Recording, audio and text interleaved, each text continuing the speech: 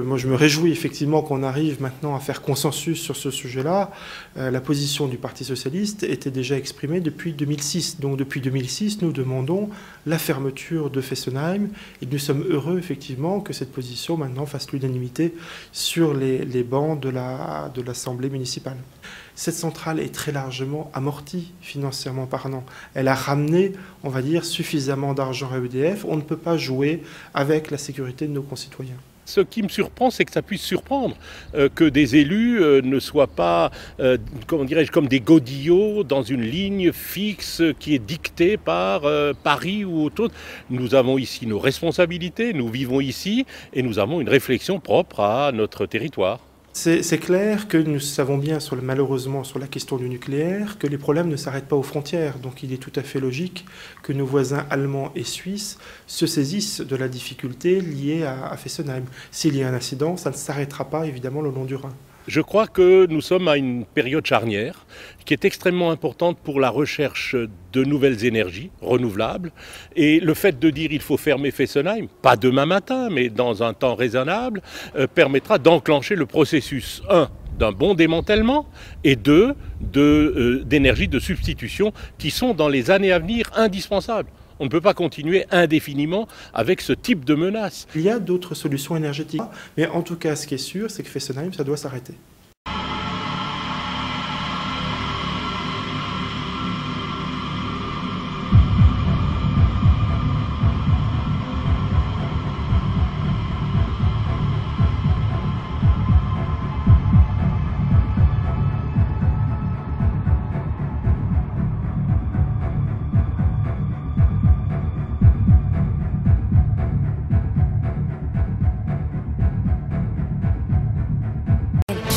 8h18 sur Europe 1, en direct et en vidéo sur europe1.fr. Jean-Pierre, votre invité est Ségolène Royal, présidente de la région Poitou-Charentes. La chancelière Merkel arrête donc toute production d'électricité nucléaire d'ici à 11 ans.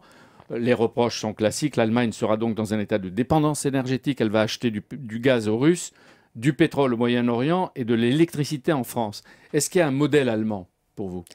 Déjà, c'est très audacieux ce que vient de décider Angela Merkel. D'abord parce qu'elle va à rebrousse-poil de son électorat. Les conservateurs allemands ne sont pas favorables à cette décision. Et si elle l'a prise, je voudrais quand même rappeler qu'elle a mis en place, après la catastrophe de Fukushima, un comité d'éthique. Elle avait dit qu'elle suivrait les recommandations de ce comité d'éthique. Mais c'est ce qui lui a fait faire un volte-face justement sur le nucléaire, parce qu'elle disait le contraire de ce qu'elle fait aujourd'hui. Mais est-ce que ce n'est pas surtout pour survivre politiquement qu'elle fait ça? Au contraire, je viens de vous le dire, puisque son électorat n'y est pas favorable. Mais les Verts montent. Mais vous dites volte-face, moi je dis au contraire audace politique, c'est-à-dire avoir la volonté et la force de reconnaître ses erreurs, d'écouter les spécialistes, les experts et les associations, et de changer les stratégies politiques. Et je pense qu'elle a raison. Alors bien sûr, c'est plus facile en Allemagne qu'en France de faire cela, puisque l'Allemagne n'a que 9 réacteurs en activité. 22% de son activité grâce à l'atome, et en France, c'est 75%. Oui, c'est ça. En France, nous avons 58 réacteurs et 19 centrales, 75% de l'électricité est d'origine nucléaire, 17% de la consommation totale d'énergie est d'origine nucléaire, mais c'est quand même une décision politique. Il n'y a aucun obstacle technique à la sortie du nucléaire. Pourquoi?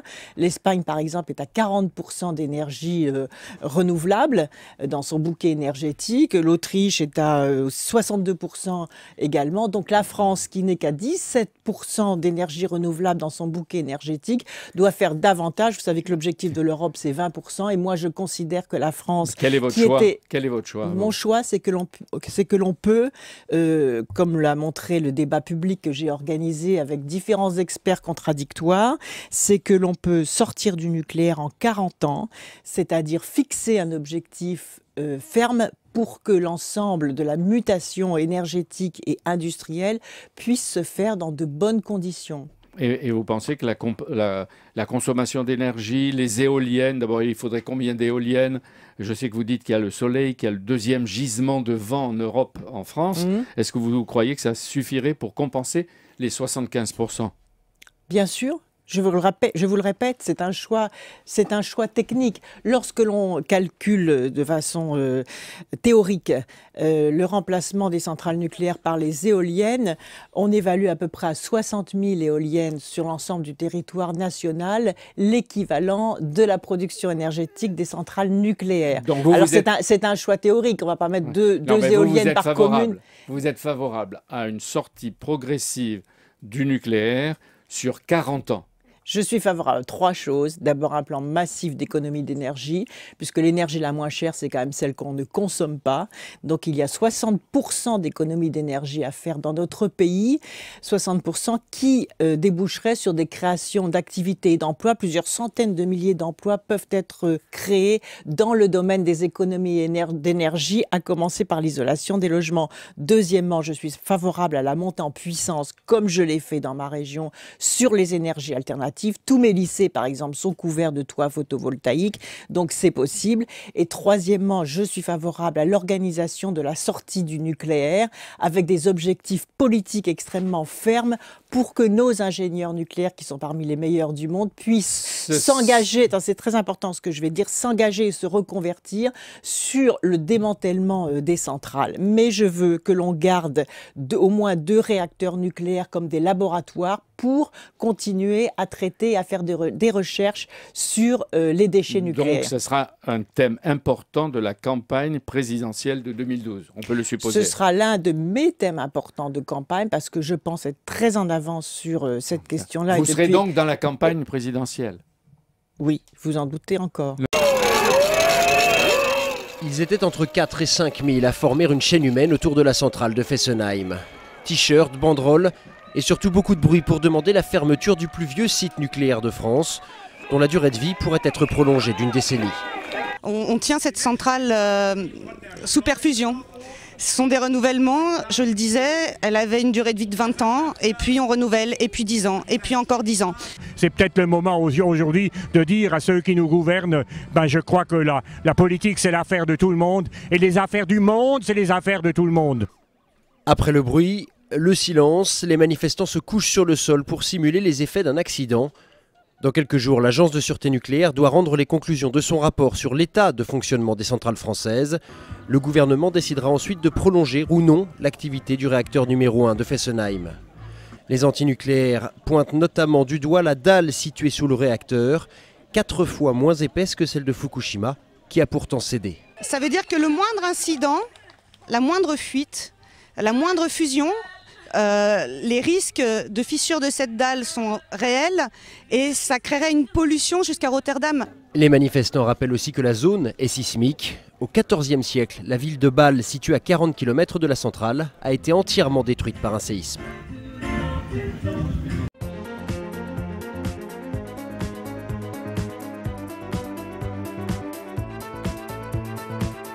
Vous aviez dit, je crois, que pour Fessenheim, pour la centrale nucléaire de Fessenheim, l'échéance à retenir, c'était janvier. On y est presque, puisqu'on est en décembre. Est-ce que, comme ça se dit en Alsace en ce moment, et comme ça s'écrit aussi sur les sites internet, vous allez décider de fermer la centrale? Est-ce que c'est ça qui est en train de préparer le gouvernement pour couper l'herbe sous le pied du Parti Socialiste et d'Europe Écologie Les Verts? Moi, je l'ai toujours dit, je le redis, pour faire une recommandation, j'ai besoin à la fois d'avoir le travail de revue décennal de l'autorité de sûreté nucléaire. Je l'ai reçu en juillet dernier. Donc vous savez ce qu'il y a dedans. Donc je sais ce qu'il y a dedans. Et quelles sont les préconisations? L'autorité de sûreté nucléaire recommande un certain nombre de travaux dont nous devons savoir s'ils sont techniquement possibles et qui auront un coût financier. Elle est vieille, et la naturellement, centrale de Fessenheim. et c'est pas seulement une question d'âge. En l'occurrence, ces travaux ne sont pas liés à l'âge de la centrale, ils sont liés à sa configuration. L'autorité de sûreté nucléaire recommande qu'on crée une source d'eau alternative au Grand Canal d'Alsace. L'autorité de sûreté nucléaire constate que le radier, c'est-à-dire le plancher de la centrale, est plus fin que dans d'autres centrales et demande à ce que sa taille soit augmentée. Et puis, je l'ai dit à ce moment-là et je le redis, il y a Fukushima qui est passé par là, l'accident de Fukushima. Le Premier ministre a lancé des audits de nos centrales nucléaires de sûreté après l'accident de Fukushima. Nous en aurons les résultats entre décembre et janvier. Moi, je veux attendre d'avoir les résultats de l'audit de Fukushima pour pouvoir tirer des conclusions sur Fessenheim. Donc, mais la fermeture n'est pas exclue. La fermeture n'est pas exclue, elle n'est pas non plus à ce stade annoncée. Nous avons besoin de l'ensemble des décisions. Il ne faut pas aborder la sûreté nucléaire avec une démarche idéologique.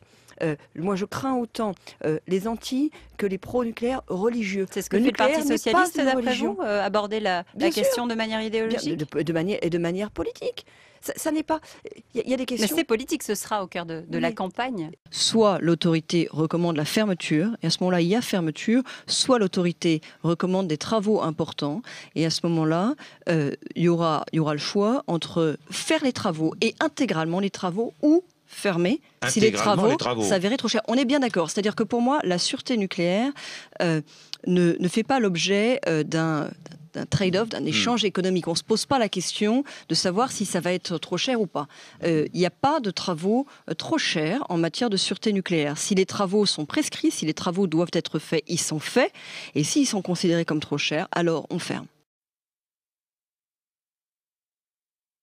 Ici, nous sommes sur le site de Fessenheim, un endroit un peu particulier. Nous sommes juste au pied du bâtiment réacteur numéro 1. Ce réacteur est actuellement couplé au réseau et produit 900 MW qui est sa puissance maximale. Alors Fessenheim, sa première caractéristique, c'est qu'elle utilise, en fait, elle emploie 1000 salariés, 750 salariés EDF et puis 250 salariés prestataires qui sont avec nous du 1er janvier au 31 décembre dans nos activités de maintenance. C'est une centrale qui a fait l'objet de beaucoup de travaux de rénovation et c'est le cas actuellement sur le réacteur numéro 2. Elle est au cœur, elle est dans le finish, si je peux m'exprimer ainsi, pour passer avec succès la troisième visite décennale qui nous permettra mais ça c'est l'autorité de sûreté du nucléaire qui le dira, de prétendre à 10 ans de poursuite d'exploitation supplémentaire en toute sûreté. Mon équipe et moi-même, qui représente une trentaine de personnes, on est les électriciens de la centrale. Notre travail au quotidien, donc comme je disais, la maintenance préventive et corrective, c'est-à-dire garantir un état correct et conforme aux réglementations du matériel électrique et puis réaliser des diagnostics et des dépannages en cas de panne. Il faut savoir que rien que sur les 2 dernières visites décennales du réacteur 1 et 2 qui est en cours, c'est près de 400 millions d'euros qui sont investis. Donc c'est des investissements à la fois dans une logique de poursuite d'exploitation au-delà de 30 ans, mais c'est aussi des renforcements en sûreté, des améliorations qui sont faites au regard de la meilleure connaissance que nous avons effectivement des risques en particulier. Donc, et ça c'est vraiment le point central de visite décennale. Et puis il y aura bien sûr les travaux à réaliser dans le cadre du renforcement supplémentaire qui va être nécessaire pour intégrer le retour d'expérience de l'accident de Fukushima. On a vu donc Monsieur le Président qui s'est arrêté pour nous serrer la main et discuter un peu avec nous. C'est toujours un plaisir de voir notre Président et voilà, c'est impressionnant, ça change du quotidien de voir une personnalité qui vient un petit peu s'occuper de nous et de voir ce qui se passe à la centrale. Ouais. On a fait visiter une bonne partie de nos installations, donc c'est à la fois les groupes électrogènes de secours, c'est aussi la salle des machines, c'est l'endroit où il y a les turbines qui fonctionnent, qui fabriquent de l'électricité. Nous avons aussi visité la salle de commande, donc salle de commande c'est là où les opérateurs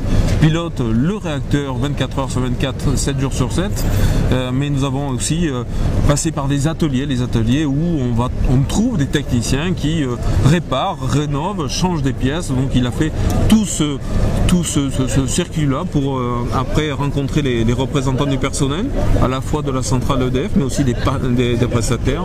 Notre attente aussi ici en tant qu'agent du site de Fessenheim, parmi les personnes qui sont derrière moi, là, qui travaillent ici depuis plus de 30 ans pour certains. Donc c'est vrai qu'ils se sont beaucoup investis, on s'est investi au quotidien aussi cette année.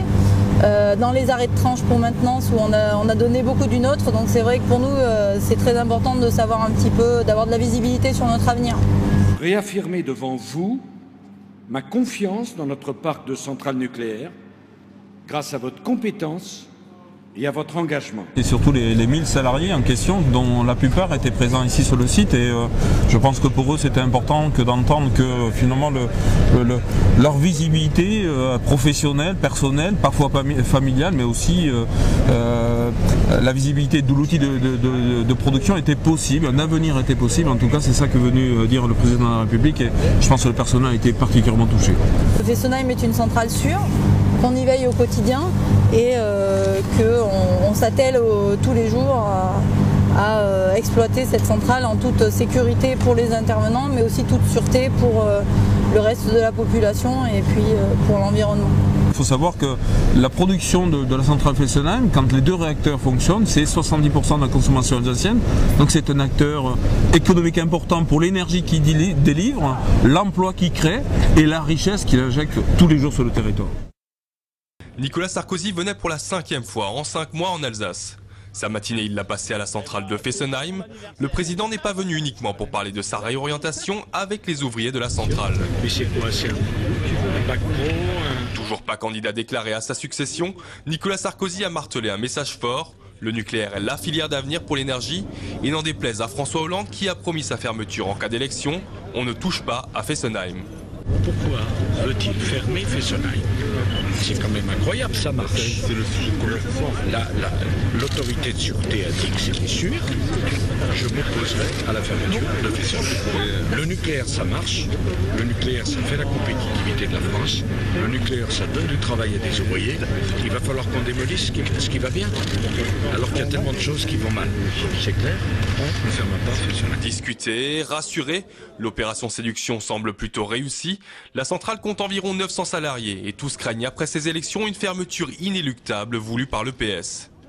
Ils ont leur doctrine, c'est-à-dire on suit le fil de route de François Hollande, mais quand on leur demande des arguments techniques pour la fermeture du site, ils disent « Ah, on est des militants, on n'est pas des experts ». Je veux dire, c'est juste une fermeture politique alors qu'ils viennent même pas nous rencontrer, ils sont bornés. C'est un peu malheureux, je veux dire, on est des salariés, il y a quasiment plus de 900 emplois qui sont ici, les 900 emplois font vivre des familles, c'est toute une région qui va être impactée par cette fermeture et c'est pour ça qu'il faut se battre justement avant que cela n'arrive. Nicolas Sarkozy, le premier président de la République à se rendre dans la centrale de Fessenheim, a eu un public facile.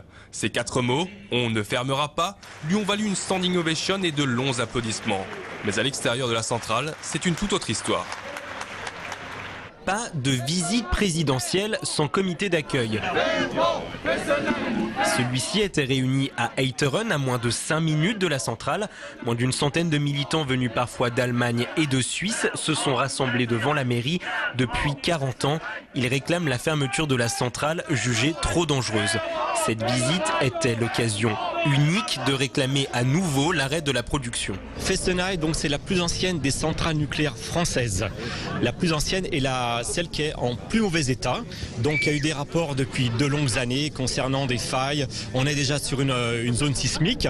Il y a un désintérêt et une négligence au niveau déjà de l'entretien de la centrale. Pas d'incident majeur avec les forces de l'ordre, même si certains ont eu un peu de mal à rejoindre le mouvement. Je me suis fait bloquer par un véhicule SCRS. Ce qu'on me reproche, c'est d'avoir 2 autocollants sur le coffre de la voiture. Les autocollants classiques, nucléaire non merci et halte à l'énergie nucléaire. C'est hallucinant. Manifestement, l'État français, sur cette question-là, vit en pleine parano. En tout cas, en termes de liberté de circuler des personnes, je trouve ça profondément choquant. Les associations anti-nucléaires avaient réclamé une entrevue avec le président de la République. Il n'a pas donné suite, mais a envoyé son conseiller au développement durable. Le débat aurait vite tourné au dialogue de sourds. Le discours habituel, que le gouvernement était bien conscient de nos revendications, de l'impact de Fukushima sur les consciences des citoyens, etc. Il était très à l'écoute, il répondait à nos questions de façon concrète, mais oui, en quelque sorte, un dialogue de sourds, parce qu'on n'a rien eu. Voilà, on n'a rien obtenu, de toute façon. Fessenheim, Fukushima, même combat pour ces écologistes. Un rassemblement de soutien aux victimes de la catastrophe japonaise se tiendra samedi 11 février à Colmar. De mon devoir de défendre la place de l'énergie nucléaire dans notre politique énergétique. Ce choix du nucléaire a été fait par tous mes prédécesseurs depuis le général de Gaulle. Les 2 réacteurs de Fessenheim figurent au premier rang de la liste des 24 réacteurs que certains souhaiteraient fermer autoritairement au détriment de l'emploi dans la filière nucléaire, au détriment de la compétitivité de notre industrie, au détriment de notre indépendance énergétique. Je n'accepterai jamais la fermeture de la centrale de Fessenheim pour des raisons politiciennes, pour des calculs politiciens qui n'ont rien à voir ni avec l'énergie, ni avec la sûreté. RTL Matin. Vincent Parisot jusqu'à 9h30.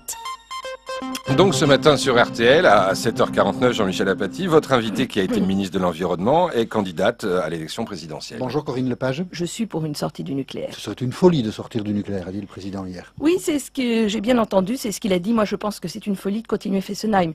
Je ne suis pas... Ça n'éclaire pas les citoyens, tout ça. Hein. Mais si je vais vous dire, sur Fessenheim... Les gens qui connaissent disent folie de sortir ou alors folie de rester. Mais écoutez, alors, beaucoup de gens sont fous sur Fessenheim parce que ça veut dire que la ville de Strasbourg est folle, que le conseil régional est fou, que le conseil général est fou, que tout le monde est fou là-bas. C'est très facile d'aller devant des salariés en leur disant « moi je suis là pour défendre leur emploi », il l'aurait fait devant ceux qui fabriquaient l'amiante il y a 20 ans, il aurait eu le même succès. Ce que je peux vous dire, parce que je suis ce dossier depuis 2006, donc ce n'est pas de l'opportunisme électoral, c'est qu'il y a un réel danger sur Fessenheim qui est une centrale ancienne, qui est une centrale qui n'a qu'une enceinte de confinement, c'est-à-dire que si ça saute, eh bien il n'y a pas du tout les mêmes protections que dans les autres centrales, qui est une centrale dans une zone sismique dans laquelle les bases de calcul sont inexactes parce que les choses ont changé en 40 ans et qui est soumise au double risque de l'inondation et du tremblement de terre. Tout ceci fait que cette centrale doit fermer. C'est une question différente de la question globale du nucléaire. Et je pense que c'est une folie et une grande responsabilité que de faire le choix que fait Nicolas Sarkozy.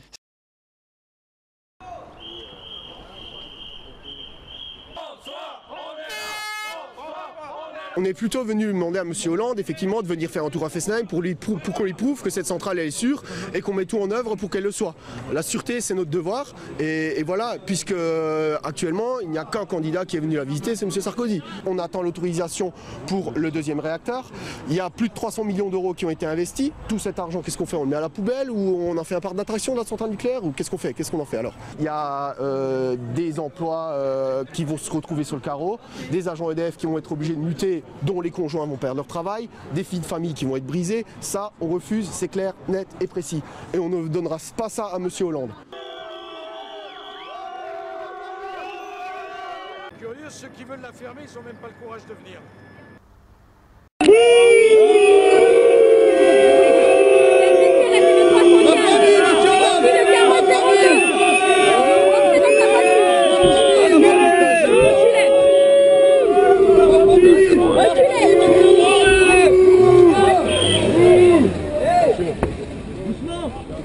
Sale vendu! C'est honteux! Honteux! Honteux! Et ça veut gouverner un pays! Et ça veut gouverner un pays! Bonjour Dominique Minière, merci de nous accueillir chez vous, ici sur le territoire de cette centrale. Vous dirigez toute la production nucléaire, c'est-à-dire tout le parc nucléaire d'EDF. Exactement. Domaine. La filière, l'ensemble de la filière nucléaire en France, pays le plus nucléarisé au monde, compte tenu du nombre d'habitants. C'est 58 réacteurs et 19 centrales, c'est 80% des besoins en électricité fournis par le nucléaire, ou un peu moins au niveau national. C'est 16% des besoins énergétiques globaux fournis de cette façon-là. L'âge moyen des centrales, c'est 25 ans. Le coût de construction d'un réacteur, si on part d'un réacteur neuf, c'est 5 milliards d'euros, par exemple pour l'EPR de Flamanville actuellement en construction. Et puis le coût de remise à niveau pour prolonger les centrales de 10 ans, ce qui est en cours actuellement, c'est 600 millions d'euros par réacteur. C'est de ça qu'on parle. Ce sont les ordres de grandeur pour prolonger la durée de fonctionnement jusqu'à effectivement 60 ans. Alors, je disais avant le sujet qu'il y a 750 incidents environ par an signalés à l'autorité de sûreté nucléaire. La plupart sont des incidents mineurs, mais ça fait quand même beaucoup. Notre objectif, c'est de tout déclarer. Tout déclarer parce que c'est autant d'éléments pour faire du retour d'expérience, pour améliorer encore nos centrales. Bon, 750, la plupart évidemment ne sont pas dans l'échelle de graduation des risques. Bon, on vient de voir le Blayais, mais ça veut dire que le risque zéro évidemment n'existe pas. Le risque zéro n'existe pas. Bon, et on se dit, mais quand même, quand on joue entre guillemets, je mets bien des guillemets, avec un matériau comme celui-ci aussi dangereux potentiellement, est-ce que c'est pas jouer avec le diable? Notre objectif dans nos centrales nucléaires, c'est la sûreté nucléaire en numéro 1. Donc ce que l'on fait, notre objectif, c'est éviter tout accident tel que celui qui vient de se dérouler à Fukushima. Pour cela, on doit toujours faire toutes les améliorations, prendre tous les événements qui se passent dans le monde et faire en sorte qu'on améliore la sûreté de nos réacteurs, la défense, les lignes de défense de nos réacteurs de manière améliorée. Est-ce qu'on ne joue pas aux apprentis sorciers? Quand on voit ce qui s'est passé au Japon, je disais Tchernobyl, on peut se dire Tchernobyl, il y a eu des initiatives malheureuses, on va dire de la part des employés eux-mêmes de la centrale. Mais là, Fukushima, c'est le même niveau de technicité, c'est le même niveau de sûreté, de spécialité, et pourtant ils ont eu un accident quand même. Qu'est-ce qui s'est passé à Fukushima? Quelle est la cause fondamentale de Fukushima? Une accumulation de catastrophes. Un tsunami. La cause numéro 1, c'est pas le séisme, c'est avant tout le tsunami. Un tsunami d'une ampleur considérable, apparemment, bien qu'ils en aient eu d'autres visiblement dans le passé au Japon, et qui par ailleurs a noyé l'ensemble de la plateforme. Et c'est le tsunami qui a posé le problème. Bien évidemment, des tsunamis comme ça, on n'en a pas en France. Oui, mais on serait allé 15 jours avant la catastrophe à Fukushima, ils nous auraient dit, regardez, on a des digues merveilleuses, on a des générateurs, on a tout prévu, on a des diesels, tout va bien, on a tout prévu.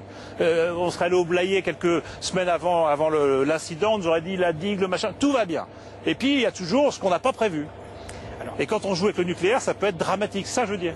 Il faut jouer sur les deux. C'est-à-dire il faut en permanence améliorer les lignes de défense, améliorer en permanence la conception de nos réacteurs. Et on le fait, nous, régulièrement, tous les 10 ans, on améliore les réacteurs. Mais également, on suppose même que l'imprévisible peut arriver. On améliore nos lignes de défense tous les 10 ans par un système de château fort, on améliore nos murailles, mais on améliore aussi le donjon, c'est-à-dire les équipements tels que le diesel, on les protège encore plus. Bon, mais vous vous dites aussi que, et c'est ce que les gens se disent après Fukushima, qu'on n'est pas à l'abri aussi quand même de la surprise. L'important, effectivement, c'est d'avoir aussi des équipes qui sont mobilisables avec des moyens pour, même s'il arrive quelque chose qui n'est pas prévu, on puisse faire face à ces situations. C'est ce qu'on vient de voir avec Fukushima, que quand ça dérape, et que les meilleures équipes, au bout d'un moment, elles n'arrivent pas à maîtriser le... L'essentiel, c'est d'avoir des équipes qui soient à la fois sur l'action, parce qu'il y a beaucoup d'actions à faire dans ce cas-là, et également des équipes sur la réflexion. Quand même sur l'âge des centrales, puisque je disais, on renouvelle. On en est à un stade où elles arrivent à une moyenne âge de 25 ans, le Blayais c'est 30 ans, je crois. Bon, jusqu'où on peut les prolonger, ces centrales? Et est-ce qu'on joue pas là aussi avec le feu en prolongeant indéfiniment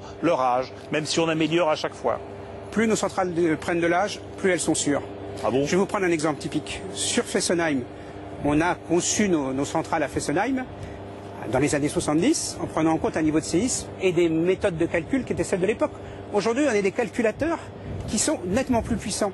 Donc on est arrivé à modéliser des choses qui nous ont conduit à faire des modifications donc sur elles sont un peu vétustes, il faudrait peut-être construire des choses qui correspondent aux critères d'aujourd'hui. On vient de faire des choses sur Fessenheim 1 aujourd'hui qui font qu'aujourd'hui, le réacteur le plus à jour au niveau sûreté, le meilleur d'un point de vue conception vis-à-vis du séisme, c'est Fessenheim 1. Donc vous dites, même si c'est la plus vieille de France, faut pas la... Si on est dans la logique, amélioration tous les 10 ans, c'est comme prendre une voiture. Je vais vous prendre l'exemple d'une voiture. Nous, nos voitures, quand elles prennent de l'âge, quand il y a le développement de l'ABS, quand il y a de l'évolution du airbag, etc., on l'intègre. Bon, mais nous, on préfère acheter une voiture neuve. Enfin, c'est quand même ça, la réalité. Et donc, on les prolonge jusqu'à quel âge? 40 ans, 50 ans, 60 ans, vous comptez aller jusqu'où? Ce qu'on vise aujourd'hui, c'est de dépasser la durée de vie technique au départ qu'on avait prévu de 40 ans pour les porter globalement à 60 ans. L'exploitant de la centrale nucléaire de Fessenheim, EDF, va investir dans les tout prochains mois un peu plus de 20 millions d'euros pour des travaux de sûreté. Bonjour Thierry Rousseau. Bonjour. Vous êtes le directeur de la centrale de Fessenheim qui est juste derrière nous. Pourquoi investir 20 millions d'euros? À quoi ça sert? Alors d'abord, ces 20 millions d'euros viennent se rajouter à les investissements qui ont été faits à l'occasion des visites décennales. Nous venons de terminer la 3e visite décennale du réacteur numéro 2. C'est un moment particulier, visite décennale, c'est là où nous intégrons les derniers standards d'exigence en termes de sûreté. Et finalement, depuis 2009, c'est un investissement continu qui a été fait dans le domaine de la sûreté avec des visites décennales réussies, près de 400 millions d'euros qui ont été investis. Et c'est ce qui fait que la centrale d'aujourd'hui de Fessenheim, elle est différente de celle qui a été couplée pour la première fois en 1977. En tout cas, c'est celle qui intègre les standards d'exigence les plus récents. Alors cette enveloppe de 20 millions supplémentaires que vous allez injecter dans les prochains mois, c'est sur recommandation de l'ASN qui vous a demandé de faire des travaux de sécurité supplémentaires, c'est ça? L'autorité de sûreté nucléaire nous a donné un avis sur le réacteur numéro 1, avis qui a été donné début juillet 2011, et donc donne un avis favorable. Par contre, elle conditionne cet avis favorable pour 10 ans d'exploitation supplémentaire à des travaux, des prescriptions techniques, des travaux complémentaires. En l'occurrence, il y en a deux qui sont marquantes. Le premier point, c'est le renforcement du radier, et le deuxième point, c'est la mise en place d'une source de refroidissement supplémentaire de nos installations. Le radier, c'est la dalle sur laquelle en fait repose le bâtiment réacteur, et donc l'autorité de sûreté nucléaire nous demande de le renforcer. C'est quelque chose que nous allons faire à la demande de l'autorité de sûreté nucléaire, suivant un calendrier qu'elle nous a fixé, à savoir juin 2013 pour le réacteur numéro 1.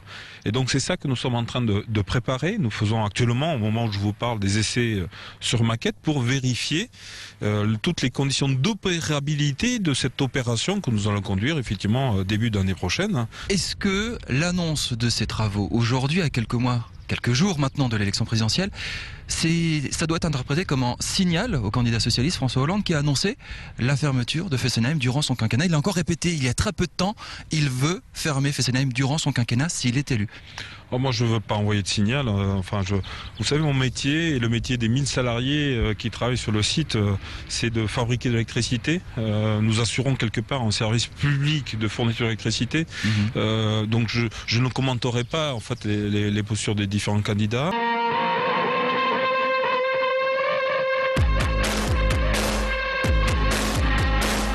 Nous avons essayé de faire comprendre qu'aujourd'hui c'est une aberration, ce n'est fondé sur aucun élément technique, sur aucun élément financier. À partir de là, nous souhaiterions être intégrés au débat sur la politique énergétique que nous demandons. C'est inacceptable parce que nous au niveau site, tous les agents, y compris les gens qui travaillent ici de l'entreprise, on est pris en otage quelque part. Donc c'est très dur à assumer. Il y a 9 réacteurs nucléaires en cours de démantèlement en France. Il y a une unité d'ingénierie qui gère le démantèlement de ces centrales et le démantèlement d'une centrale permet de maintenir environ 10% des effectifs. 10% seulement? Environ, oui, c'est la moyenne, 10% des effectifs. Mais n'importe quelle personne qui a déjà vu une usine fermée sait bien que quand on détruit une usine, ça n'emploie pas autant de personnes que quand cette usine fonctionne. Je tiens prêt de nouveau à rencontrer M. Hollande tel qu'il nous l'avait proposé. À part ça, nous nous positionnons, notre travail c'est de défendre les salariés, c'est de défendre le site. Nous ne nous positionnons pas dans l'agitation. Dans une situation de crise comme on peut connaître aujourd'hui en France, en Europe et dans le monde, c'est quand même insensé de décider la fermeture d'un endroit où on emploie 1 millier de personnes au quotidien, quasiment 1 millier de personnes au quotidien, et avec des surcroîts d'activité pendant les arrêts de tranche qui peuvent aller jusqu'à 500 personnes, et ça c'est pratiquement tous les ans. Au nom de la sécurité, la vétusté, c'est un argument que vous ne voulez pas entendre? Sur la sécurité, sur le site, mais elle est au top, elle est au mieux qu'on peut. Donc on a la centrale la plus sûre de tout parc 900 MW.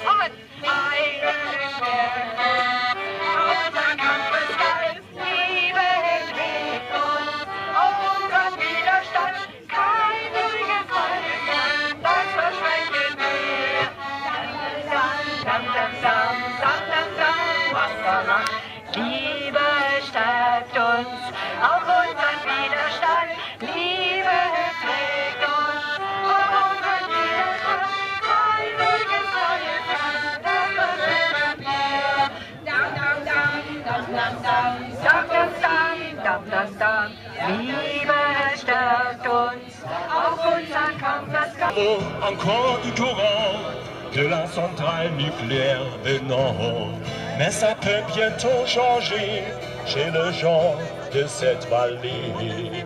Car de jour à l'autre, nous avons résilié notre vieux contrat d'électricité.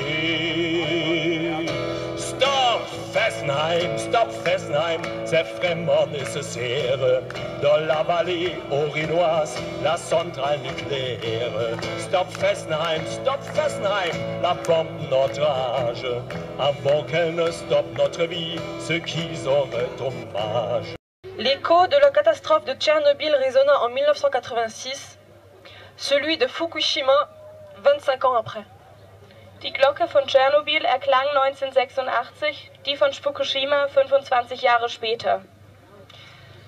L'énergie nucléaire est une source d'énergie extrêmement dangereuse et meurtrière pour la planète et ses habitants. Nous, les liquidateurs de Biélorussie, de Russie, d'Ukraine, de Moldavie et de Lituanie, vous demandons, vous supplions de donner votre maximum afin que d'innombrables êtres humains, comme vous et nous, n'aient plus à souffrir, à vivre ce que nous avons vécu, et vivons encore aujourd'hui et à devoir répéter ces actes à la fois héroïques et tragiques, que cela soit à Tchernobyl, à Fukushima ou ailleurs sur cette planète. Minsk, le 26 avril 2011. On passe au nucléaire, Laurence. Allons-y. Effectivement, quelle est votre philosophie en termes de nucléaire? On va peut-être poser la question à Nicolas Sarkozy qui est en retard sur le temps de parole. Non seulement, je dirais, en termes d'exploitation de centrales, mais aussi en termes de solutions d'avenir pour les énergies. Voilà. Écoutez, le nucléaire, depuis le général de Gaulle, François Mitterrand, Valéry Giscard d'Estaing, Jacques Chirac, ça fait l'objet d'un consensus. C'est un atout français. Il y a 58 réacteurs. Nous avons une électricité moins chère de 35% que nos partenaires allemands. 30 des 58 réacteurs ont été ouverts sous la présidence de François Mitterrand. Personne n'a jamais remis en cause cela. C'est 240 000 emplois. C'est un avantage considérable pour notre industrie et pour nos compatriotes qui se chauffent à l'électricité ou qui ont besoin de l'électricité. D'où vient le problème? Le problème vient de la négociation entre les socialistes et les Verts, qui voient rouge dès qu'on leur parle de nucléaire, et il a fallu leur donner des gages. Monsieur Hollande propose de revenir de 75 à 50% de la production nucléaire, c'est-à-dire de fermer 24 réacteurs nucléaires. Par un tour de magie, ces 24, c'est tombé sur ces malheureux de Fessenheim. On se demande pourquoi. La centrale de Fessenheim a une trentaine d'années ou une quarantaine d'années. Elle vient d'être contrôlée par l'ASN, qui est l'autorité de sécurité nucléaire, qui est totalement indépendante et qui fait référence dans le monde entier. Pourquoi sacrifier le nucléaire pour un accord politique misérable? Car il n'y a aucune raison de fermer le nucléaire en France. Depuis que le nucléaire existe, nous n'avons jamais connu un accident grave. Quand il y a eu l'affaire de Fukushima, nous avons décidé d'auditer la totalité de nos centrales pour voir quelles conclusions nous devions tirer de cela. Mettre à bas le nucléaire, parce que Mme Joly fait 2,30% des voix, c'est un choix gravissime. Nous n'avons pas de pétrole, nous n'avons pas de gaz, nous avons le nucléaire. Enfin, le nucléaire ne nous empêche pas de développer les économies, les énergies renouvelables. Depuis que je suis président de la République, nous sommes passés de 10,5% d'énergie renouvelable dans notre paquet énergétique à 13%. Nous avons multiplié par 4 notre puissance éolienne et tenez-vous bien, nous avons multiplié par 100 notre puissance voltaïque. Il nous faut le nucléaire et il nous faut le renouvelable, les deux ensemble, parce que nous n'avons pas de pétrole, parce que nous n'avons pas de gaz et parce que nous n'avons pas d'énergie fossile. Réponse de François Hollande. Nous avons en France une double dépendance. Une dépendance à l'égard du pétrole, nous en avons parlé, et une dépendance à l'égard du nucléaire qui se situe à un niveau très élevé. Ça nous a longtemps protégés. Nous sommes à 75% de sources nucléaires pour la production d'électricité. Le deuxième pays derrière nous, c'est l'Ukraine. Et ensuite, des pays comme le Japon qui sont à 30%, ou qui étaient à 30% après que ce soit produit la catastrophe de Fukushima, qui quand même a marqué un certain nombre d'esprits. Vous avez dit que vous étiez allé, vous n'étiez jamais allé, mais enfin, qu'importe, ça a quand même porté sur les esprits de nos concitoyens un certain nombre de conséquences. J'ai donc considéré que nous devions avoir un objectif de long terme, c'est-à-dire garder le nucléaire comme source principale de production de l'électricité, mais réduire sa part à mesure que les énergies renouvelables allaient être stimulées et relevées. 50% de production d'électricité de source nucléaire à l'horizon 2025. Nous sommes à 75%. Et donc, je ferai l'effort pour que les énergies renouvelables soient considérablement développées. Vous dites que vous avez favorisé le solaire, c'est faux, puisqu'il y a eu l'arrêt de tout ce qui était incitation au photovoltaïque et notamment les prix de rachat. Ça a déstructuré complètement cette industrie et nous avons perdu de nombreux emplois. Il faut savoir que l'Allemagne a 230 000 emplois dans les énergies renouvelables, nous seulement 50 000. Donc, il y aura une réduction de la part du nucléaire dans la production d'électricité. Quelle sera la conséquence sur le prochain quinquennat? Moi, je ne suis candidat que pour les 5 prochaines années. Une seule centrale fermera. Une. Fessenheim. On me dit, mais pourquoi Fessenheim? Vous le dites souvent, vous faites un certain nombre de plaisanteries là-dessus par rapport à Fukushima. Une centrale. C'est la plus vieille de France. Elle se trouve en plus sur une zone sismique, à côté du canal d'Alsace. Tout autour, les mobilisations sont très fortes pour sa fermeture. Je comprends parfaitement la position des travailleurs de Fessenheim qui veulent garder cette centrale. Tous les emplois seront préservés puisqu'il y aura une réutilisation de tous ces travailleurs par rapport à d'autres activités qui leur seront proposées sur place, et notamment l'Institut de démantèlement des centrales nucléaires, parce qu'il y a 400 centrales qu'il va falloir fermer à l'échelle du monde, et nous devons être les meilleurs dans cette activité. Je lis une motion qui a été faite pour la fermeture de Fessenheim, du groupe UMP, Nouveau Centre, du Conseil municipal de Strasbourg, et il y en a plein comme ça. Donc ce n'est pas un problème simplement gauche-droite. Votre propre porte-parole de campagne, puisque vous avez cité le mien, Madame Kosciusko-Morizet, disait que c'était possible de fermer Fessenheim, que c'était d'ailleurs prévu, mais qu'elle n'avait pas pu en décider le gouvernement. Alors la réponse peut-être de Nicolas Sarkozy. Ce que je dis, une seule centrale fermera durant le prochain quinquennat. Une. Et que, par ailleurs, je ne suis pas lié sur cette question avec les Verts, puisque sur cette partie du nucléaire, dans l'accord qui avait été passé, je ne l'ai pas reconnu. En revanche... C'est pas Michel Sapin qui l'a signé pour vous. Non, ce n'est pas Michel Sapin qui l'a signé, c'est Martine Aubry qui a signé ce point. Et j'ai dit que dans mon projet présidentiel, je ne retiendrai qu'une seule centrale pour le prochain quinquennat. Alors, ce que je ne comprends pas, soit le nucléaire c'est dangereux, soit c'est pas dangereux. Si le nucléaire est dangereux, il faut fermer. Il ne faut pas simplement fermer Fessenheim. Parce que Fessenheim, avec 30 ans d'âge, figurez-vous, est plus sûr que quand Fessenheim était inauguré. Pourquoi? Parce que l'autorité indépendante, dès qu'il y a un accident partout dans le monde, applique la règle de précaution, tire les conséquences de cet accident, où que ce soit dans le monde, pour augmenter la sécurité. Donc je ne comprends pas. Pour vous, il n'y a que Fessenheim qui est dangereux. Il se trouve que l'ASN vient de terminer l'examen décennal et post-Fukushima du réacteur numéro 1 de Fessenheim. Qu'est-ce que dit l'autorité indépendante qui s'impose à nous? Elle dit Fessenheim ne pose aucun problème, voilà les travaux qu'il faut faire, Fessenheim peut continuer. Pourquoi voulez-vous la fermer? Pour faire plaisir à Madame Joly? Non, je la ferme. Et pourquoi pas les autres? C'est pas la seule qui a 30 ans. Et ce sera peut-être le mot de la fin là-dessus. Rien là-dessus. demandé là-dessus, particulièrement. Je veux la mettre hors de cause. Je veux la fermer pour deux raisons. La première, c'est que c'est la plus ancienne centrale.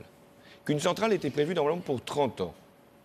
Et elle aura 40 ans d'âge en 2017.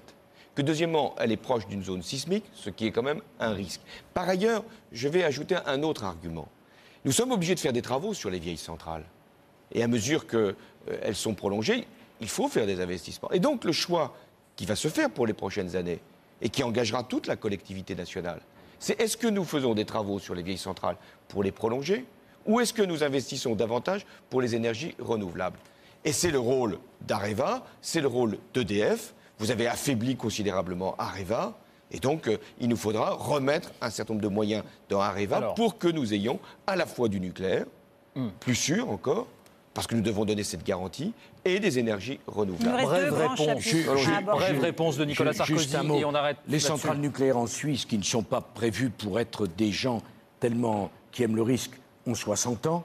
Donc le problème n'est pas l'âge, c'est l'autorité de sécurité qui doit dire si on peut continuer ou si on ne peut pas continuer. Mais elle dit uniquement qu'on peut continuer avec des investissements de plus en plus importants. C'est ça qu'elle dit.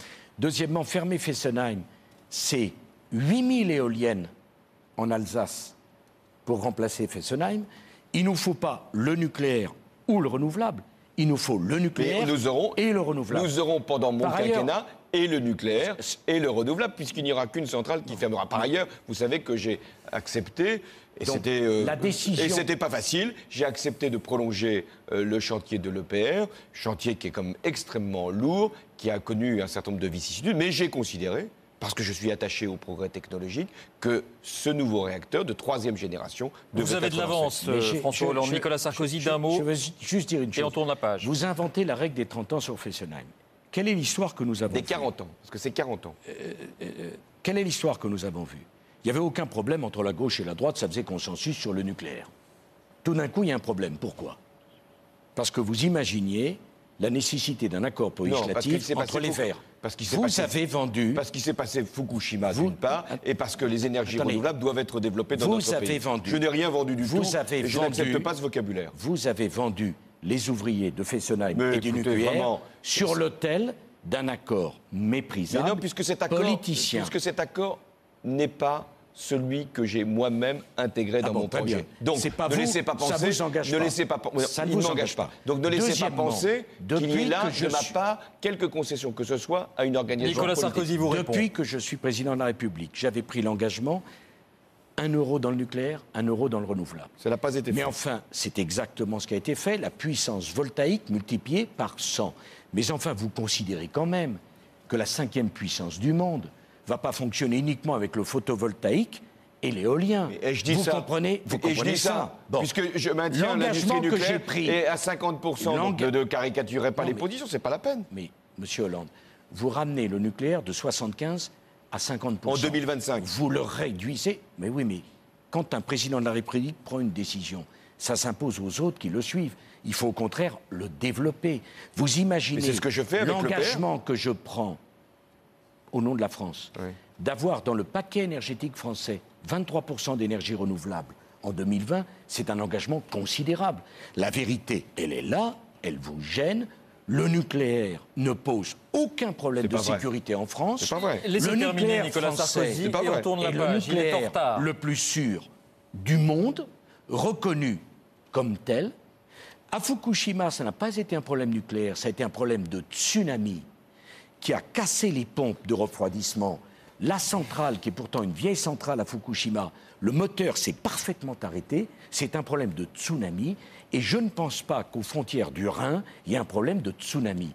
En vérité, c'est un accord pour vous, ce n'est pas un problème. S'il vous plaît, François François Hollande. Une zone sismique, Allons c'est pas maintenant sur le troisième thème de ce débat. Bien sûr, ne pensez pas que tous les élus autour se mobilisent parce qu'il y aura ces sujets. On a compris vos divergences, messieurs. Monsieur Sarkozy, franchement. On a compris vos divergences, s'il vous plaît. Donc, dans ce cas-là, soyez... Vous êtes pour le tout nucléaire, vous avez parfaitement le droit. Certains sont pour la sortie du nucléaire, ils en ont parfaitement le droit. Moi, je suis pour une position équilibrée parce que je pense que c'est la plus intelligente. S'il vous plaît, on ne va pas repartir là-dessus. Nicolas Sarkozy termine. Dans ce cas-là, il faut fermer toutes les centrales nucléaires. Mais non, je vous dis que vaut mieux une position intelligente qu'une position dogmatique. Toutes les centrales nucléaires qui se trouvent proches d'une zone sismique, puisque toutes nos centrales nucléaires sont construites avec des normes de sécurité pour résister. Citez-moi une autre centrale qui est dans une zone sismique. Je n'en connais pas d'autres. Monsieur Hollande, je n'en connais pas d'autres. Quant à l'EPR, c'est moi qui l'ai signé.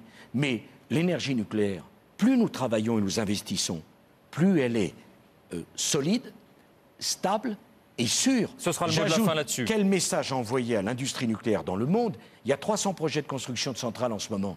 Que de dire que M. Hollande dit, ma première décision, ça sera de fermer une centrale nucléaire. Mais la plus vieille. Laurence, on enchaîne. Ma décision, c'est de fermer la plus vieille centrale et de continuer la plus moderne. C'est ce qui est quand même la meilleure des situations pour exporter des nouvelles centrales. Pas les plus vieilles.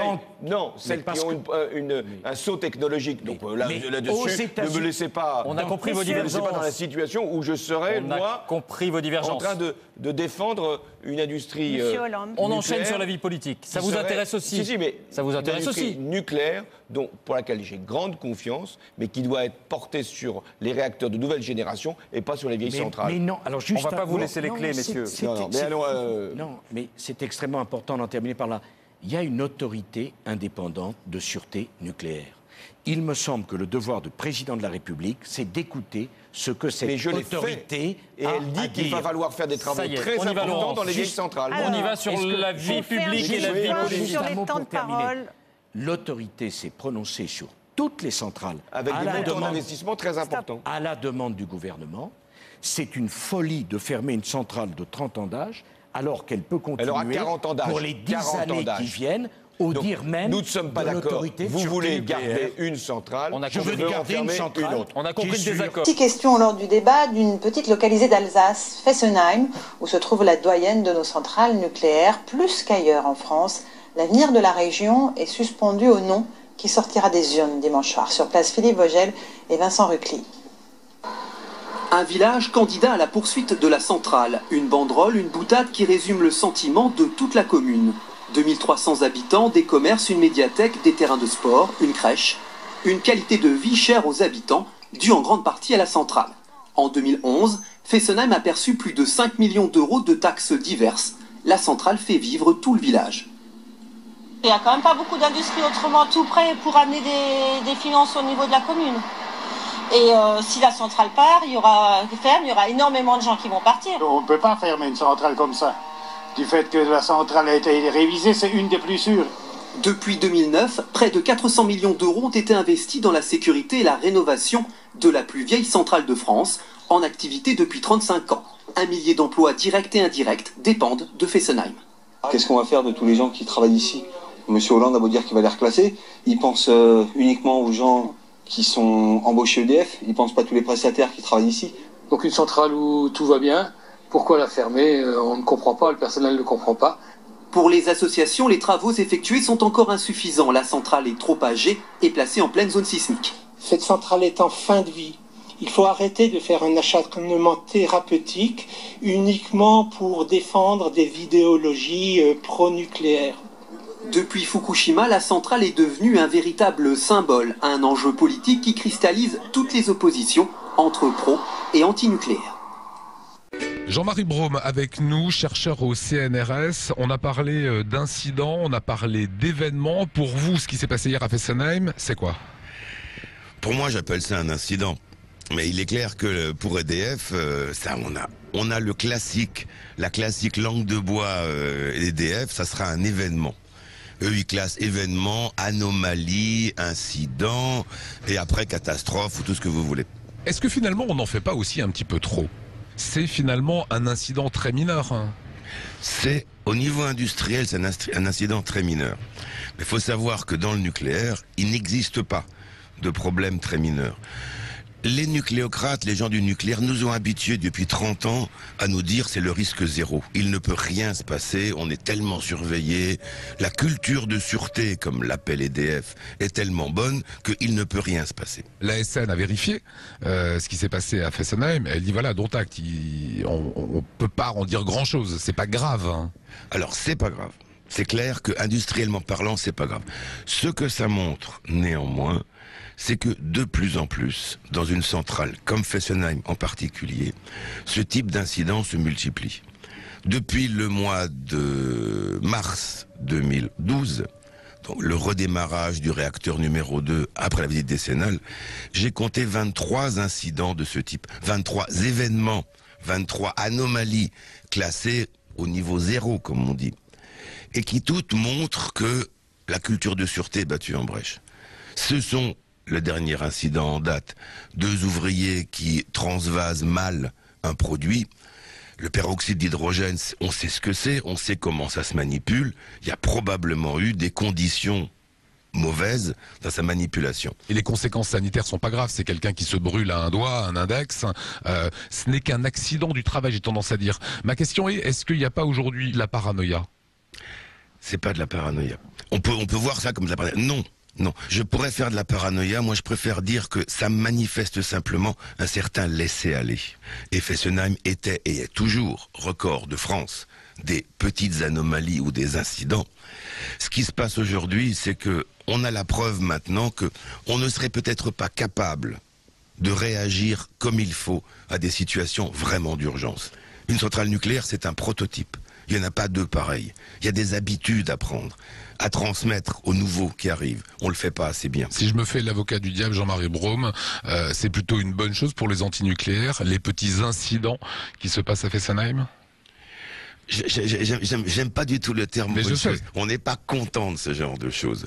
Si vous avez n'importe quelle industrie française ou internationale, où vous avez une multiplication de petites choses qui arrêtent la production, Et aujourd'hui, la centrale produit à peu près 65-70% du temps. Est-ce que vous pouvez vraiment tenir avec une industrie qui est arrêtée 30% du temps? Vous fermez la boîte ou vous faites des changements d'ampleur.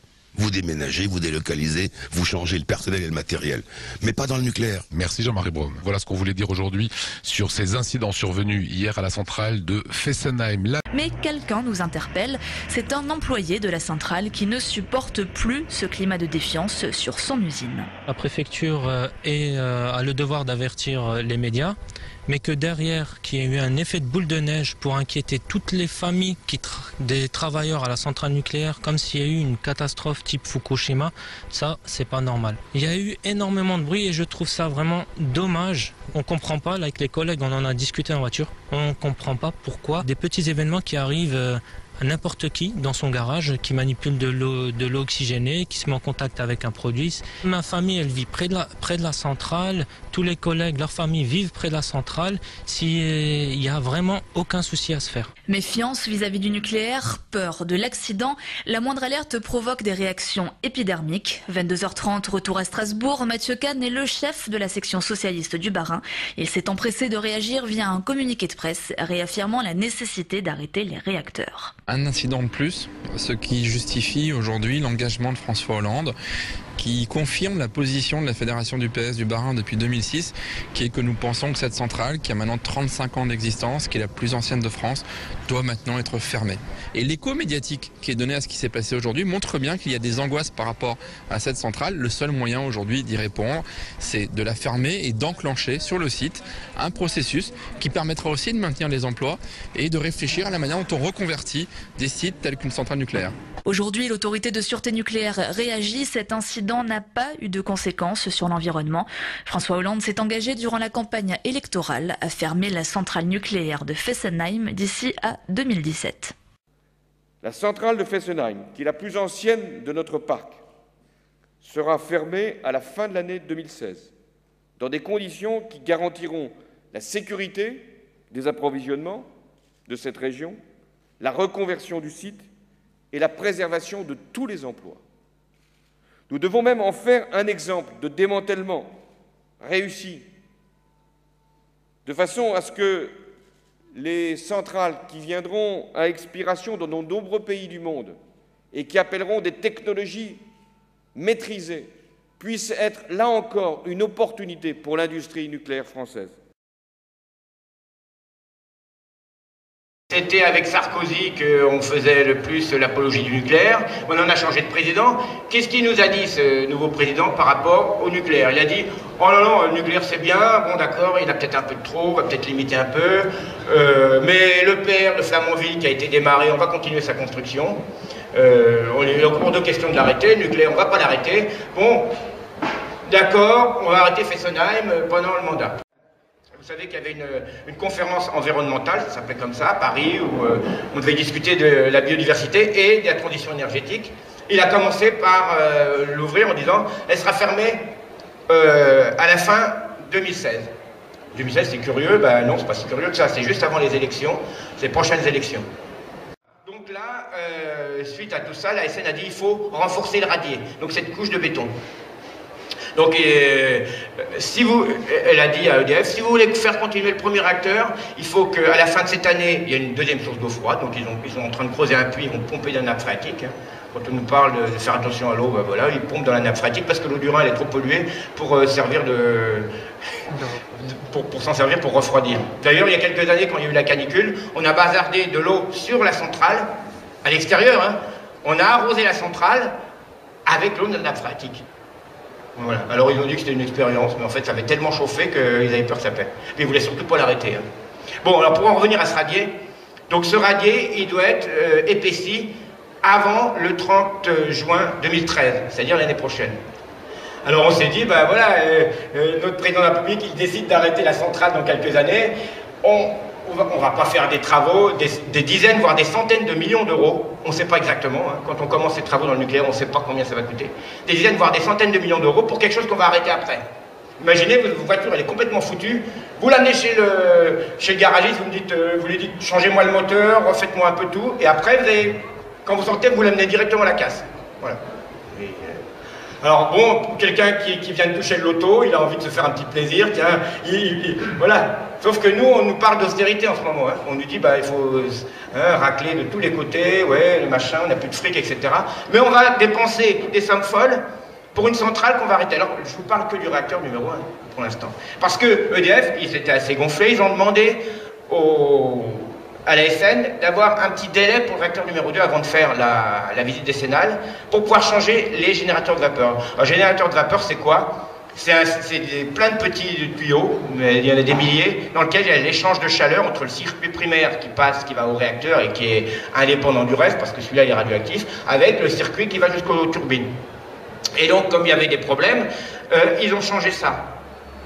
Ils ont déjà dépensé des millions d'euros, et après ils ont fait la visite décennale. Donc les résultats de la visite décennale du deuxième réacteur, c'est pour le mois de décembre ou le mois de janvier. Et comme les deux réacteurs sont foutus pareil, ils vont pas dire, bah non, le radier pour le deuxième, on s'en fout, juste un, ça suffit, quoi. Ils vont dire pareil, bien entendu, avec 2 ans de délai. Ça veut dire que EDF va bientôt avoir un délai pour dépenser des dizaines, voire des centaines de millions d'euros pour le deuxième réacteur pour 2015. Sans compter qu'il y a tous les moments où la centrale, le réacteur sera arrêté, quoi. Donc ça va pas seulement coûter de l'argent, mais c'est un manque à gagner, c'est 1 million d'euros par jour. Quand une centrale est arrêtée une journée, c'est 1 million d'euros qui perdent. Voilà, mais le coût continue à tourner, quoi. Donc ça veut dire qu'on va dépenser pour le premier réacteur des dizaines, voire des centaines de millions d'euros pour 3 ans et demi, et pour le deuxième réacteur, on va dépenser les mêmes sommes pour 1 an. Vous pensez après ça qu'on va l'arrêter? Ben non, parce que là, EDF a droit pour 10 ans pour chaque réacteur. C'est-à-dire que ça va être les élections, qu'est-ce qu'ils vont faire? À la limite, il va peut-être l'arrêter, mais il va rien faire qui soit irréversible. Et si c'est pas réversible, que ce soit lui ou le prochain, il va dire, bah non, vous savez bien qu'on manque de fric, là, on a dépensé des millions et des millions pour cette centrale, eh ben on la fait continuer. Et voilà. Donc on est mal barré en France, quoi. Et donc nous, ce qu'on essaye de faire, les associations antinucléaires, c'est de faire comprendre aux gens qu'on se moque de nous, quoi, et qu'il ne faut pas que ces travaux soient faits. Pour la source froide, ça sera fait avant la fin de l'année, ça c'est pas un gros problème, mais le radier, alors juste le radier qui va être épaissi, vous savez à quoi ça va servir? Ça va servir à ce que, c'est la SN qui le dit, hein, c'est pas les antinucléaires. Au lieu de mettre un peu moins d'une journée pour traverser le béton pour aller jusqu'à la phréatique, ça mettrait 24 heures de plus. C'est tout ce que ces travaux vont servir. Voilà, en espérant qu'en 24 heures, on aura le temps de tous courir le plus loin possible. Voilà. Voilà. Donc nous, on n'arrête pas de se battre pour faire comprendre que, mais non, c'est pas une bonne nouvelle qu'on nous dit qu'on va fermer fin 2016. C'est pas du tout une bonne nouvelle. Ça veut juste dire, au contraire, qu'on donne un blanc-seing au lobby nucléaire pour donner des arguments, hein, en faisant les travaux. Ça donne des arguments au lobby pour dire non, il ne faut pas arrêter ça. Voilà. Et juste pour vous dire, il y a 2 jours, on a envoyé une lettre, on a fait une conférence de presse pour l'expliquer, on a envoyé une lettre à la Cour des comptes. La Cour des comptes, c'est quoi? C'est l'organisme qui est chargé de vérifier les comptes de l'État, savoir si telle dépense est pertinente ou pas. Nous, comme j'espère vous maintenant, avez compris que c'est pas du tout pertinent de faire ces dépenses-là. Alors évidemment, nous en tant qu'individus, même association, on n'a pas le droit de la saisir, la Cour des comptes. Bon, on a envoyé une lettre au procureur pour qu'il saisisse la Cour des comptes, pour qu'il se charge de faire une étude pour savoir si ça vaut le coup de dépenser des millions au moment où on nous dit à nous, serrez-vous la ceinture, pour quelque chose qu'on est censé arrêter. Voilà. Bon, tout ce que je leur racontais, c'est là. Et dernièrement, pour ceux qui l'ont pas vu dans la presse, on a fait un joli stop, là. Ça, c'était des gens, là, avec des parapluies jaunes et des parapluies noirs pour dire stop à Fessenheim, mais stop au nucléaire. Voilà. Si vous avez des questions. Ça, c'était à Strasbourg, c'est la cathédrale, ça a été pris du haut de la cathédrale. On avait demandé aux journalistes de venir un peu avant, parce que ce genre de choses, c'est vu d'avion, mais là, on s'est dit, du haut de la cathédrale, ça marche bien. Donc ça, c'est ce que voyaient les journalistes et les gens qui étaient montés tout en haut. Voilà, voilà donc, moi, si j'ai quelque chose à vous demander, c'est de faire comprendre aux gens, quand ils vous disent, ça y est, maintenant, c'est super, on va fermer Fessenheim en 2016, vous leur dites, non, non, non, c'est une blague, c'est une blague. On va dépenser des millions pour faire des travaux, pensez bien qu'on ne va pas l'arrêter. En plus, j'ai oublié de dire quand même le plus important, parce que pourquoi il veut l'arrêter? Parce qu'il a compris que la digue du Grand Canal, le réacteur il est plus bas que le niveau de l'eau du Rhin. Donc la digue elle pète, pour une raison ou pour une autre, terroriste, accident, n'importe quoi. C'est comme le tsunami de Fukushima. Deuxième chose, elle est sur une zone sismique reconnue. Donc il suffit qu'il y ait un petit tremblement de terre, comme au Japon, et c'est foutu. Je vous passe les détails sur un avion qui pourrait se cracher, il n'est pas du tout protégé pour ça. L'endroit, ce qu'on appelle les piscines de refroidissement, on met les combustibilisés pendant quelques années avant de pouvoir les trimballer ailleurs, et bien là, elle n'est pas du tout protégée. Donc il suffit de balancer une petite roquette là-dessus et il y en a toute l'Alsace. Voilà. Donc, ah oui, donc ce que je voulais dire, c'est qu'il a un peu compris, le président Hollande, tout ce qu'on lui disait, qu'il fallait la fermer. Alors, si vous comprenez, vous, que votre voiture est complètement, c'est un danger public, et que vous le prenez après en disant, bah, je l'arrêterai dans 2 ans, on vous dit, ça va pas. Non, mais si elle est dangereuse, bah, il faut l'arrêter tout de suite. Et il a dit, elle est dangereuse, donc on l'arrêtera en 2016. J'ai pas trop compris. Voilà.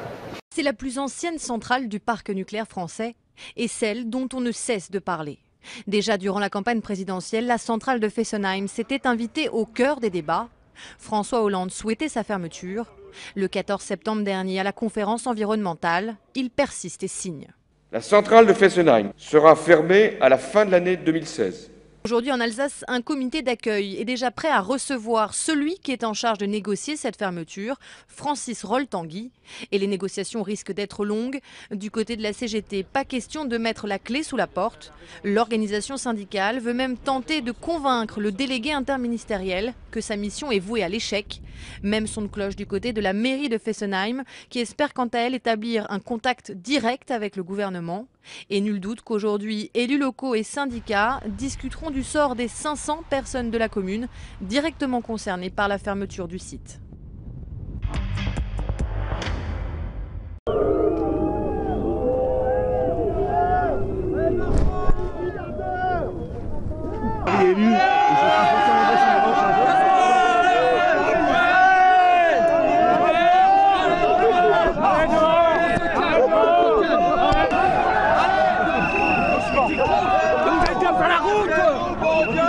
Faites gaffe à la route, bloquez la route, mais ça va pas. Hallucinant. Vous êtes hallucinant, vous repoussez. Moi je comprends très bien la première réaction des salariés de Fessenheim, c'est leur emploi qui est en jeu. C'est normal, il y a un dialogue à établir. La réaction d'aujourd'hui, j'aurais préféré que le dialogue s'engage dès aujourd'hui, mais il s'engagera en janvier, voilà.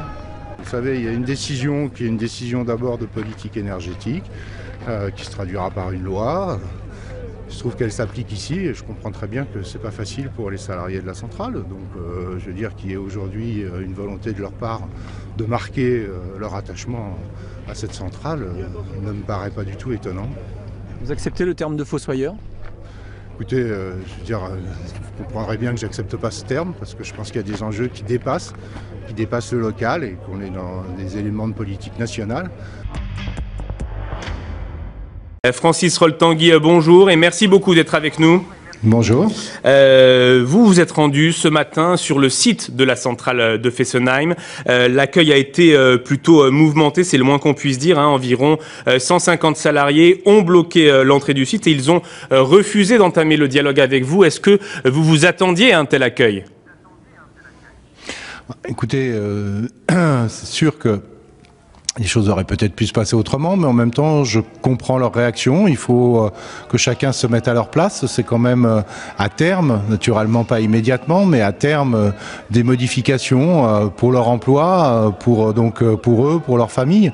Donc moi, je comprends tout à fait cette réaction. À la fois, je la regrette aussi, parce que je pense que les conditions du dialogue existent aujourd'hui, mais je doute pas que les choses vont se faire. Il faut laisser le temps faire son œuvre et il est bien normal que les salariés de la centrale souhaitent aujourd'hui faire part de leur opposition à cette fermeture, même si c'est une décision du gouvernement. Alors vous dites qu'il faut laisser le temps faire son œuvre, mais concrètement, qu'est-ce qui va se passer maintenant ? Écoutez, moi, ça fait 48 heures que j'ai engagé cette mission. Je souhaitais d'abord me manifester auprès de la direction de la centrale et des salariés de Fessenheim et de leurs représentants syndicaux. Le dialogue ne s'est pas noué ce matin. Je ne doute pas qu'il se nouera au début de l'année prochaine. Nous avons devant nous des mois et quelques années pour construire effectivement cet autre avenir à cette région de Fessenheim.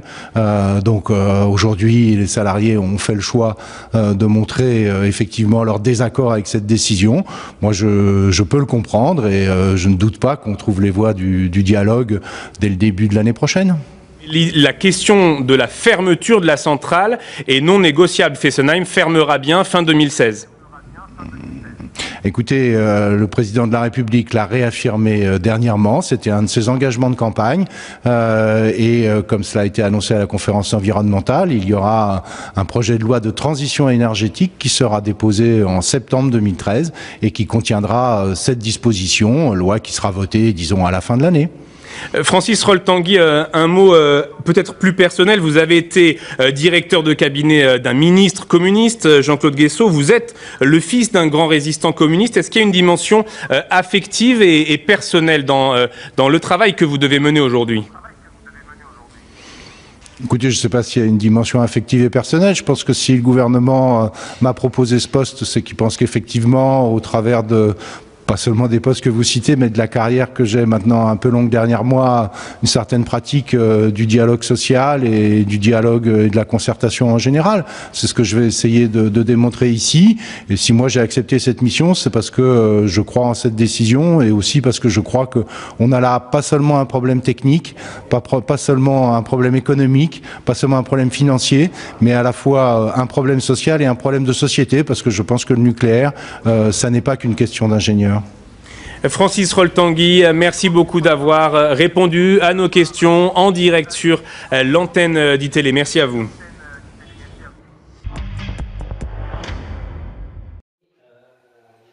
Et voilà, et c'est en plus sur la plus grande nappe phréatique d'Europe. Cette nappe rénale, donc, il y a 33 milliards de mètres cubes d'eau en France. Et autant en Allemagne. C'est absurde de mettre une centrale nucléaire à cet endroit-là. S'il arrive un accident nucléaire grave là, pour 300 ans, on a tué, on a poignardé le cœur de l'Europe. Et ça, c'est criminel. Je le dis, vous pouvez dire que je l'ai dit, c'est criminel de prendre ce risque-là. Le Grand Canal d'Alsace, et ça, beaucoup de mes amis ingénieurs ou physiciens ignorent que le Grand Canal d'Alsace est environ 9 mètres plus haut que le sol de l'intérieur de la centrale de Fessenheim.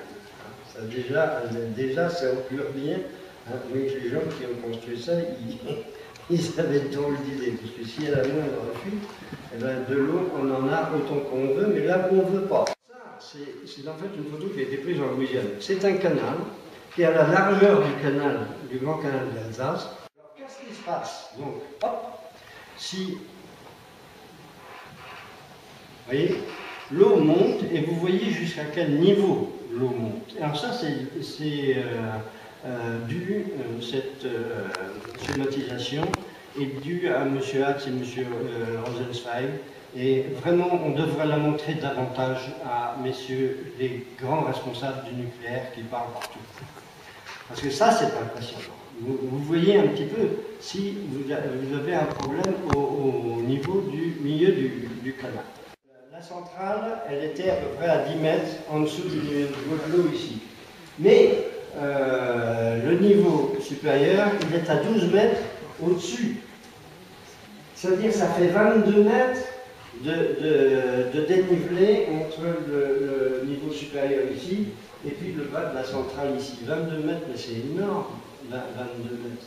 Et alors, j'ai trouvé moyen, j'ai un copain qui a pu faire une simulation en hydraulique. Ici, vous avez donc, c'est de l'eau, autant T égale 0, elle est entièrement à gauche de ce truc, et on ouvre, et alors vous voyez qu'elle va s'écouler. Mais il y a aussi un déferlement de vagues en régime turbulent. Et maintenant, je vais vous dire que c'est à peu près à l'échelle, c'est-à-dire que si vous regardez ceci, vous voyez que ça va complètement, si vous ramenez ce niveau-ci à celui-ci, ça va complètement déborder, submerger la centrale. C'est tout à fait analogue à un tsunami. Députée européenne Europe Écologie Les Verts, Sandrine Bélier milite pour la fermeture immédiate de la centrale nucléaire de Fessenheim. Lettre ouverte au président de la République, pétition, manifestation, elle s'est largement mobilisée. Je suis allée la rencontrer au Parlement. Le rapporteur public s'est prononcé contre la mise à l'arrêt immédiate de Fessenheim. Quelle est votre réaction ? Écoutez, ma première réaction, c'est d'abord, je pense que les associations qui avaient engagé ce contentieux ont eu raison de le faire. Ensuite, le rapporteur public, c'est un juge. Il juge en droit. Il y a un certain nombre de conditions qui étaient nécessaires pour qu'il se positionne pour la fermeture immédiate de Fessenheim. Qu'il y ait des risques graves, d'une part, ces risques sont avérés aujourd'hui, et que l'autorité de sûreté nucléaire n'ait pas de solution à y apporter. Or, on sait, il y a des travaux qui ont été commencés par l'autorité de sûreté nucléaire. Donc, la défense a joué son rôle, c'est-à-dire qu'elle a démontré qu'elle avait aujourd'hui des solutions. Ça ne préjuge pas que les juges du siège, notamment de la Cour d'appel, se contredisent, leur rapporteur public, ce serait pas la première fois. Puis la question de Fessenheim, au-delà de la question juridique, c'est une question de sûreté, c'est une question de choix de modèle énergétique, c'est une question d'opportunité, je le redis, une opportunité qui est gagnante pour l'ensemble des habitants alsaciens et pour la France.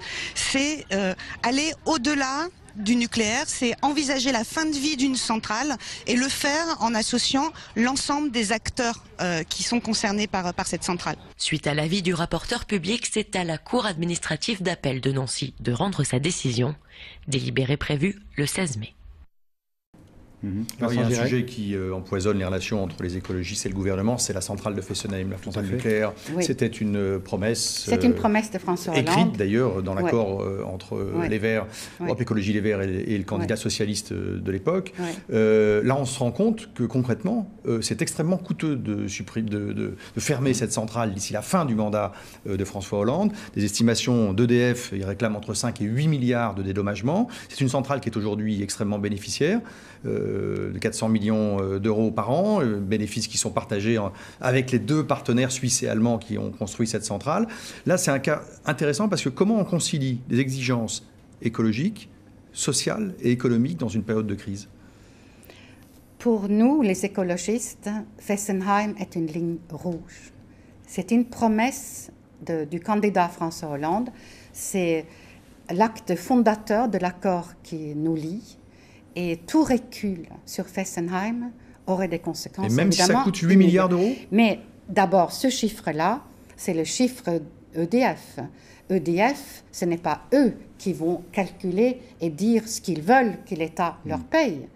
Ils ont intérêt à gonfler le chiffre. Nous avons le droit en tant que puissance publique de dire les centrales nucléaires sont à bout de leur vie, ils sont dangereux là où ils sont parce qu'ils sont sur une faille sismique et ils sont surplombés par le canal d'Alsace.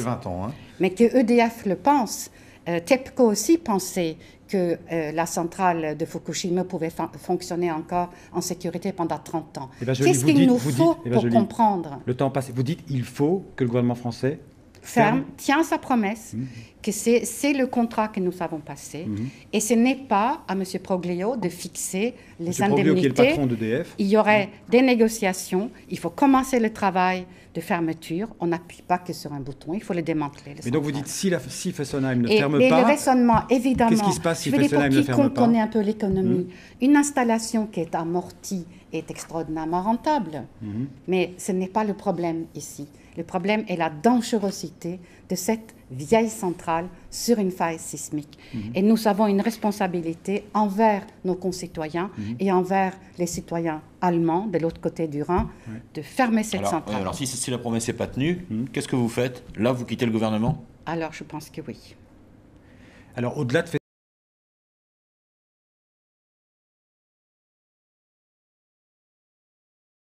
Juste les questions concrètes, c'est autour de l'évacuation. S'il y avait une évacuation définitive qui était ordonnée comme à Tchernobyl ou à Fukushima, je me suis posé plein de questions en tant que simple citoyen qui habite à 3 km de Fessenheim. Et s'il s'articule autour de trois moments, il y a la prise en charge des personnes. Je pense notamment aux personnes âgées, les personnes vulnérables, les personnes âgées, les personnes handicapées. Donc vous avez évoqué le système SAPR, donc pour un appel direct aux personnes par les téléphones fixes. Bon, c'est intéressant, c'est une première réponse que j'ai. Il y a la prise en charge aussi des enfants dans les écoles, donc là il y a aussi une réponse qui a été apportée en partie. Il y aura aussi des problèmes donc, dans les prises en charge des personnes, donc, notamment le logement. On a vu comment ça s'est passé à Fukushima, des gens qui ont été donc, parqués pendant très longtemps dans des espaces collectifs. La deuxième partie, ce sera la prise en charge économique, parce qu'il y aura des biens immobiliers, il y aura des biens immobiliers qui seront abandonnés par les populations. Donc comment se passera, on sera indemnisé pour être clair, est-ce qu'on continuera à payer nos prêts, nos crédits, c'est ce qui s'est passé à Fukushima, on rembourse des prêts, on n'est plus dans sa maison, etc. etc. Il y a aussi le problème de l'approvisionnement électrique, etc. Alors moi la question que je posais c'était par rapport aux animaux. Dans votre document il est indiqué qu'on peut effectivement emporter nos animaux domestiques. Sauf que on a un certain nombre d'entre nous, on a encore un travail, et qu'on n'emmène pas encore nos animaux domestiques au travail.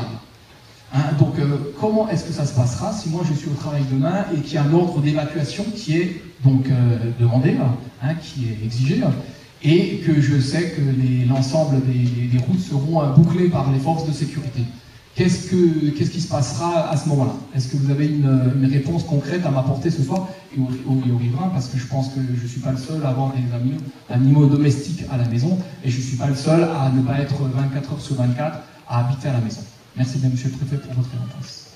C'est difficile dans cette réunion d'être trop technique, mais quand même, moi je voudrais insister sur le fait très concrètement que les personnes qui sont non autonomes, en mobilité réduite ou non autonomes, le dispositif d'évacuation, si on en arrive à l'évacuation, je rappelle qu'avant l'évacuation, à d'autres stades quand même, ça peut être une simple mise à l'abri, si je puis dire, ça peut être la prise de compromis d'iode, et puis si vraiment il y a évacuation, c'est pas le stade premier, et incident ne veut pas dire nécessairement l'évacuation, je crois qu'il faut aussi repérer les choses. Si on en arrive là, je crois que ce qui est important à retenir, on ne va pas rentrer dans les détails techniques dans cette réunion, c'est que pour les personnes à mobilité réduite, encore une fois, ou fragilisées, il y a possibilité de mobiliser très vite, c'est prévu très précisément dans le plan, de mobiliser très vite des moyens de transport collectif. Voilà.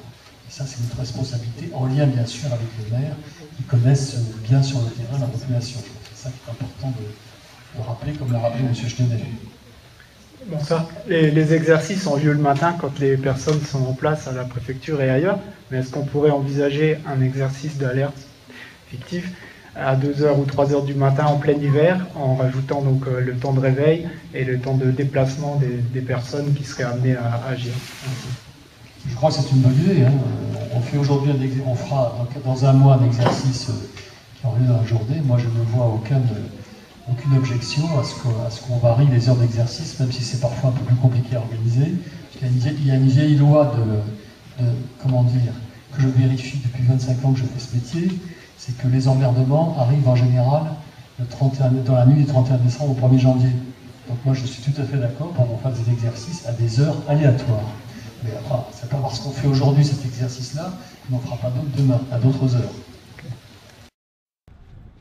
Alerte. Un incident vient de se déclarer dans un local technique de la centrale de Fessenheim. Les habitants doivent rester chez eux, même dans cette école, où l'alarme de la ville s'est déclenchée à 9h45. On est venu tranquillement en allemand, puis après 15 minutes, l'alarme a sonné, puis on a un petit peu continué les cours et ensuite on a commencé à faire les fous. Pas trop paniquer, car ces enfants savent qu'il s'agissait d'un exercice de sécurité. Un plan d'intervention organisé par la préfecture qui simule un incident dans la centrale. 350 personnes mobilisées jusqu'aux équipes chargées des prélèvements. Un relevé de terre ou alors d'aller chercher des salades pour voir s'il y a de la contamination au niveau du sol. Les autorités compétentes décideront ensuite d'une éventuelle évacuation de la population. Voilà comment le scénario se déroulerait s'il y avait un problème dans la centrale de Fessenheim, la plus vieille du pays, en fonctionnement depuis plus de 35 ans. Des exercices comme celui-ci se déroulent tous les 5 ans dans les 19 centrales nucléaires françaises.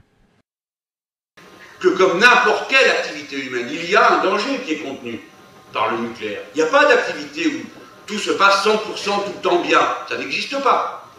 Mais le danger qui est représenté par l'industrie nucléaire, quand il y a un problème, la catastrophe que ça déchaîne est des milliers de fois supérieure à toutes celles qu'entraîne n'importe quelle autre activité humaine. Donc tout le monde sait depuis Fukushima qu'il faut arrêter, il faut passer à autre chose. Il faut prendre son temps. Vous savez, on a commencé à démanteler une centrale en France, il y a 10 ans, on y est encore. Elle n'est toujours pas démantelée. C'est que c'est pas facile à démanteler. C'est un instrument qui est simple, mais qui est très difficile à maîtriser. Quant aux déchets, on ne sait pas comment faire. Eh bien donc, disais-je, au moment où on sait qu'il y a tous ces problèmes, qu'est-ce qu'on fait? On vient de vendre 2 centrales nucléaires aux Anglais. Et on va les construire, 2 EPR. Au moment où on sait qu'il faut qu'on passe à autre chose. Et vous autres, le moment venu, il faudra vous y mettre. Parce que c'est ici qu'on a, en Alsace, la centrale expérimentale de géothermie profonde à Sulz. Ce qui n'est pas bien, c'est que tout ce qu'on a fait là, ça a donné lieu à des brevets que nos amis et camarades allemands exploitent et que nous, les Français, on n'est pas capables d'exploiter.